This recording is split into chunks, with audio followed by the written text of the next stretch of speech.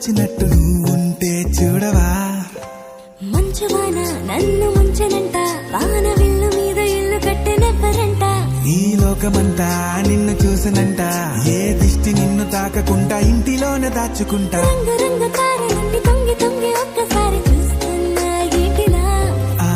పైన లేని వెన్నెలంతా నేల మీదకొచ్చినట్టు నువ్వు